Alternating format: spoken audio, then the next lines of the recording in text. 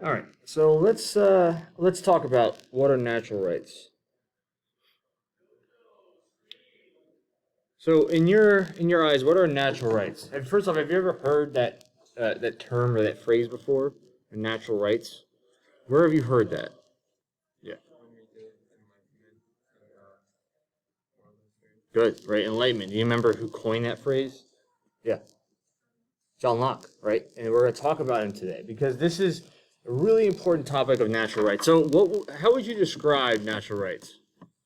How would you explain what that means? What natural rights are? Yeah. Like any rights that anyone um born with, and like they don't have to like go out of their way to use them like they're born with them. Yeah, like these are rights that are guaranteed for every individual, right? And especially when it talks to the relationship between government and the individual, these are rights that aren't given to them by a government, right? These are rights born to them. They are natural to every human being, all right? And depending on who you talk to, those rights might be different. But generally, when we're going to be analyzing John Locke's work, and he's going to talk about the natural rights of people, but his natural rights might be different than general Americans' right, what they believe the natural rights are today, right? That's kind of the big debate all the time, right? What are our natural rights as citizens of the United States?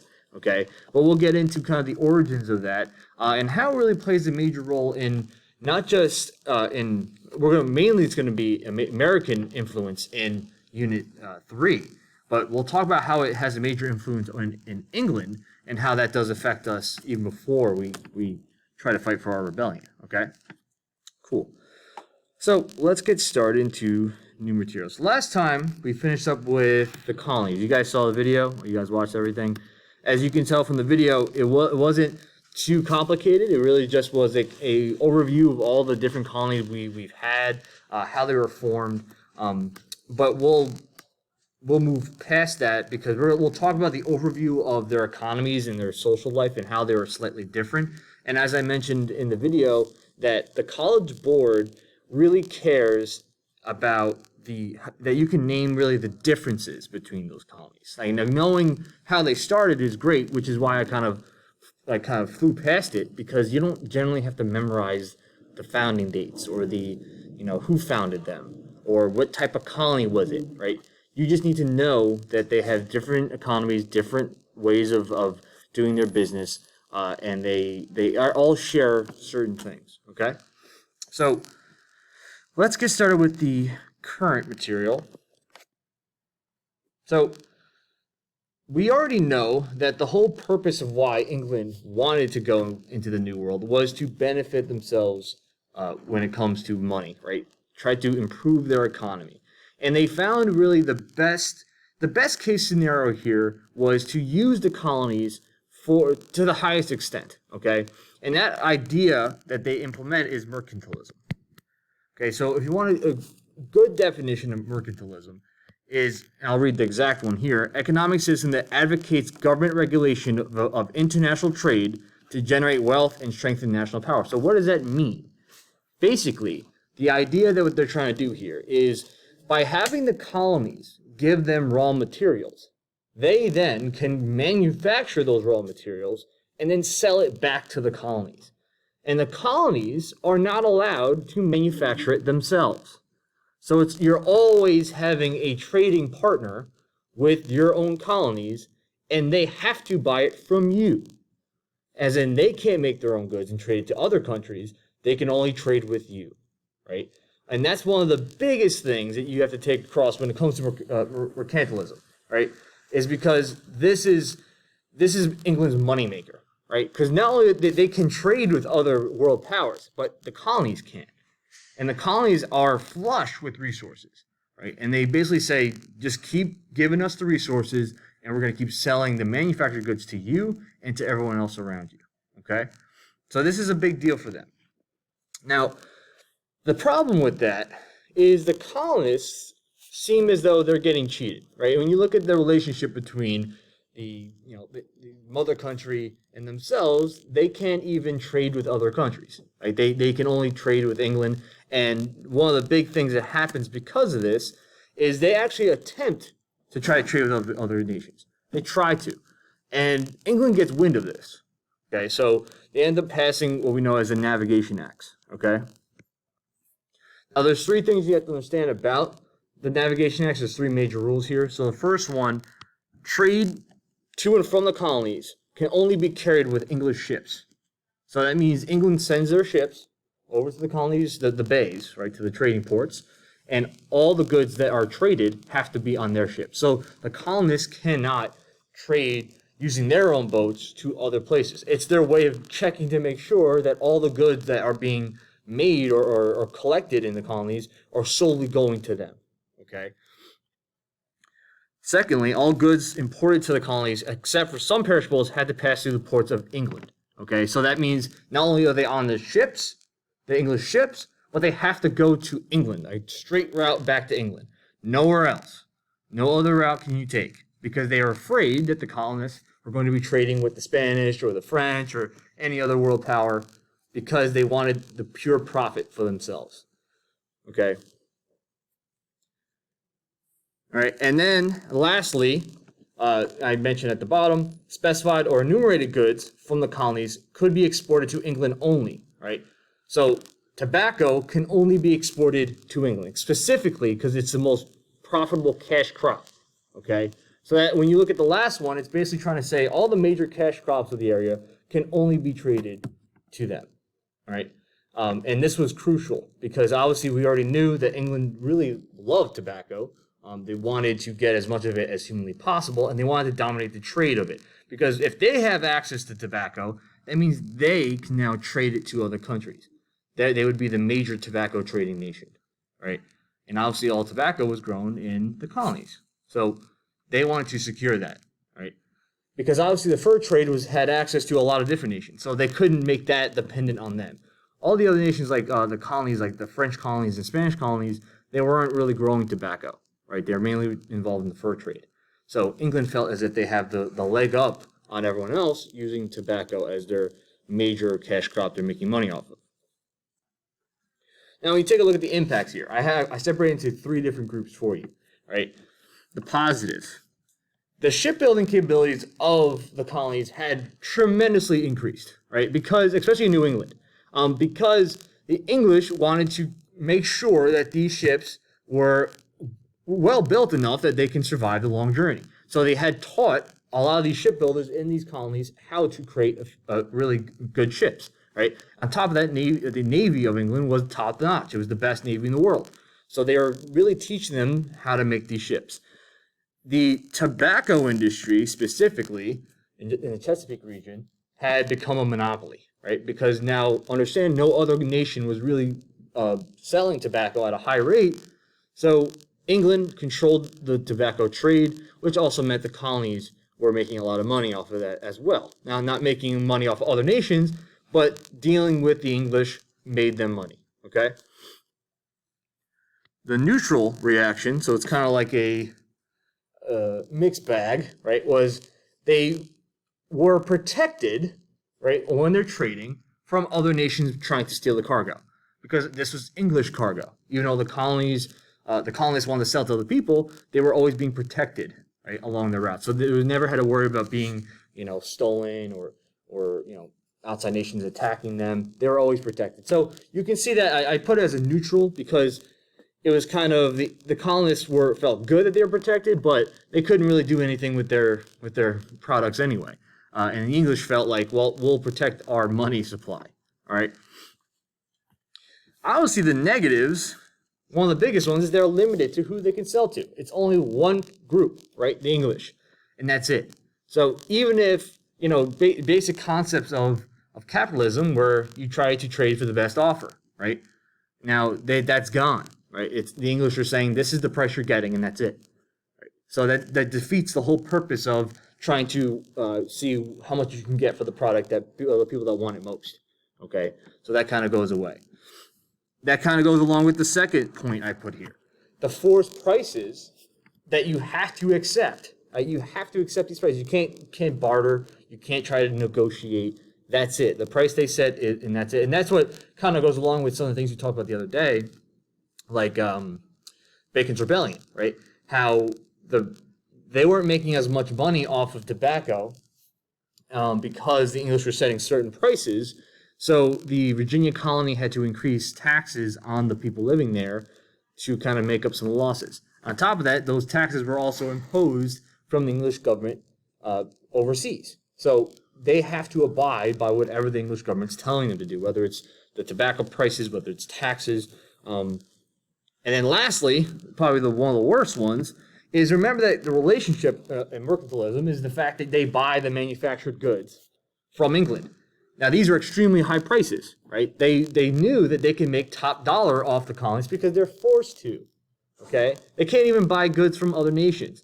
And the only people they can buy from is England. So this is like the colonists are seeing the downside, especially in their wallets, okay? So they're kind of hurt in whether they can trade other people or they have to pay top dollar for goods that generally, most people want it, right? To have a chair, right? I want to have a chair in my room. Yeah, well, you have to pay top dollar for it, even though they felt as if they could just make the chair. They knew how to, but they weren't allowed to, okay? So one of the big things that happens as well, and this one's not really as talked about in most textbooks, but this kind of intrudes on the colonies of being their own separate groups, all right?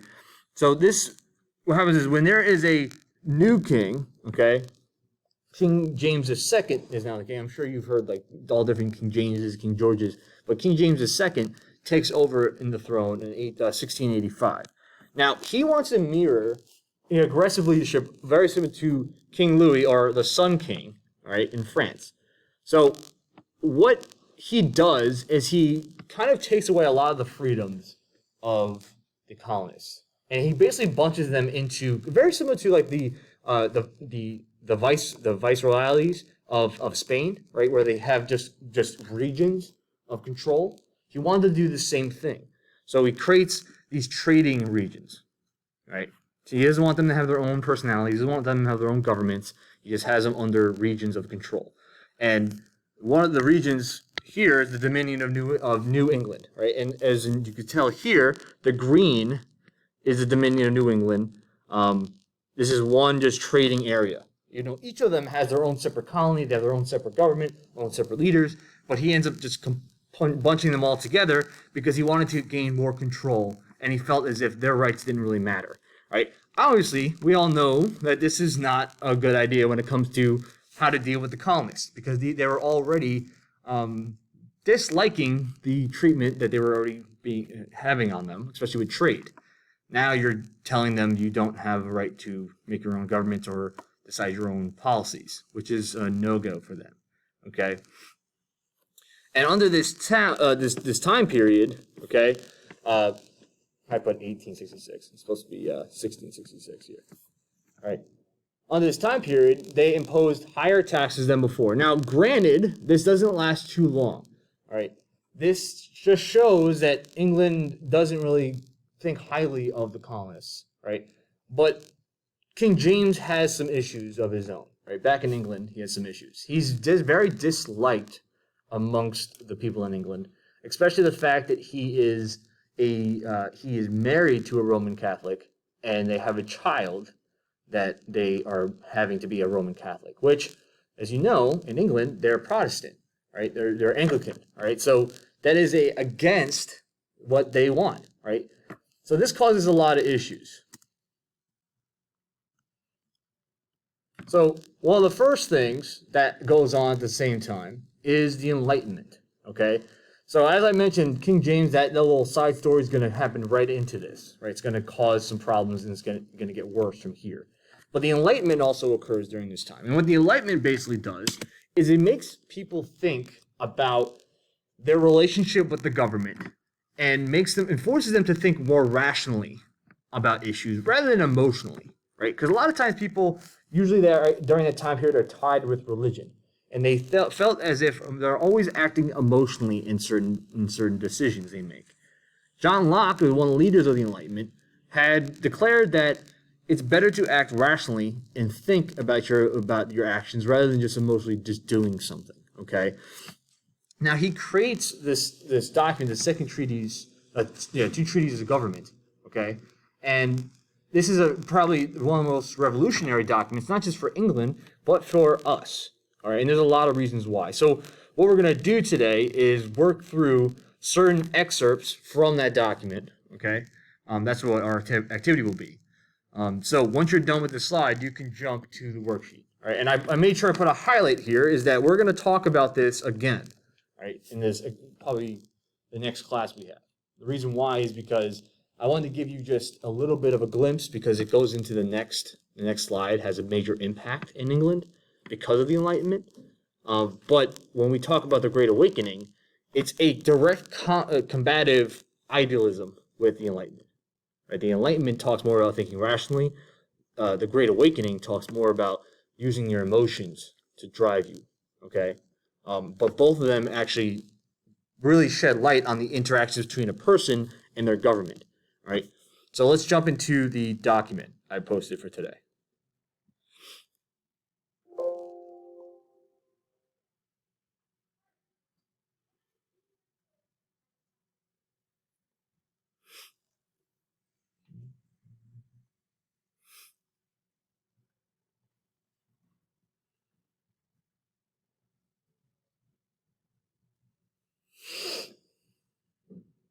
Not that one, sorry.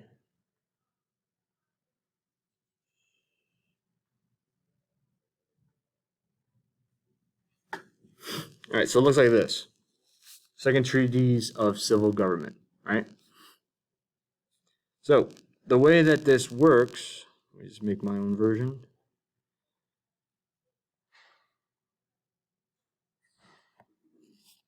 There are, I believe, 5 excerpts, all right? 5 excerpts here. So each of them has their own guided questions along with it. So basically what you're going to be doing is I want you to let's get into your groups now. Let's get probably groups of, probably generally around 3.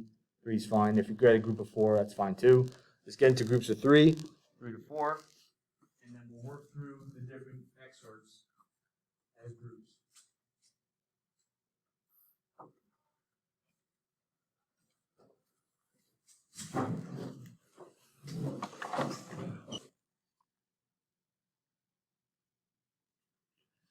Okay, so this is actually not too difficult of a reading, right? Usually compared to the things we read in the past, this is like cake, all right? So to look at what Locke is saying here, right? So the first question is, what is the state of nature? What is the state of nature? Yeah.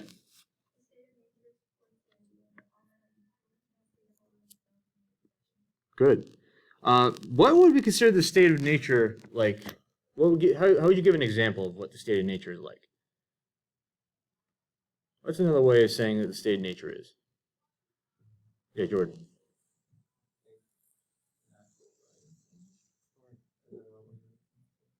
So, like, what's an example of being in a state of nature?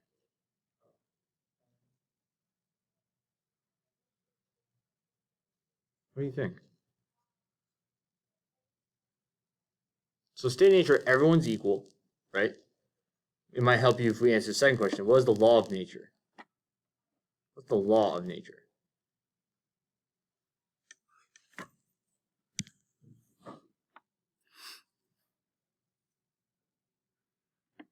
They're all equal, independent, and they're on the will of each other, right? As in, the law of nature is governed by how people interact, but that on their own accord, right? So if you live in a place where everyone is equal, there's no government that's stopping you from doing whatever you want. What is an example of that? What does that mean? Like, what type of society is that? Where you can do anything you want, the will of you, whatever you want to do is the law of nature. And everyone's equal on the same playing field. The law of nature, the state of nature, is living in nature without government. It's like living in the wild, survival of the fittest. Everyone's equal out in the wild, right? Animals are living in the state of nature at the moment. They're fighting to survive every day. That's it. So before government was even created, and like when prehistory, people were living in a state of nature. They didn't have a government. They lived to survive the day, and they decided their fate based on how people interact with one another. So that they can kill each other if they wanted to get that food, or they didn't have to. It's up to them. But they're all equal. So he's trying to say that living in a state of nature, they're all independent. They're all equal with each other. But then the third question says, how is this dangerous?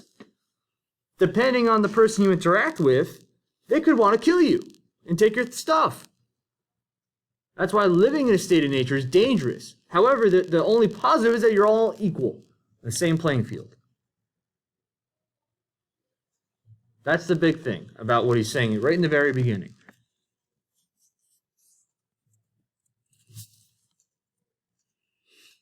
Because that's when you look at the second excerpt, he poses the question, so he's like, well, if everyone is equal in a state of nature, then why would someone want to leave it? Right?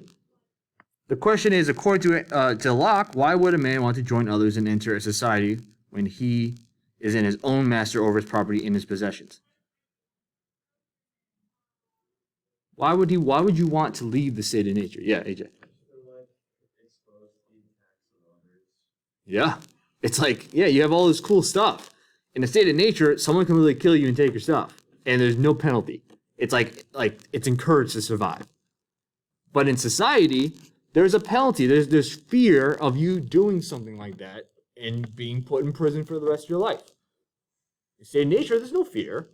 The only fear that you have is what you deem to be afraid of or what you deem to be a problem. Okay? So then the next question is, according to Locke, what are the fundamental natural rights all men are entitled to? So that's the first part of the question. What are the natural rights that it claims that everyone should have? So when they join in a society, yeah. Right, life, liberty, and property. And we'll talk more about it when we get to this effect more on the colonists. But it sounds very familiar to the American version of their inalienable rights. Right? He didn't want to take the term natural rights because it'd be like copyright infringement. So they want to use inalienable rights. The same thing. So life, liberty, and property is what John Locke states is the natural rights. Okay, so now let's look at the last three excerpts here. Okay, so now you guys are generally through groups of three. I know we have a group of two up front.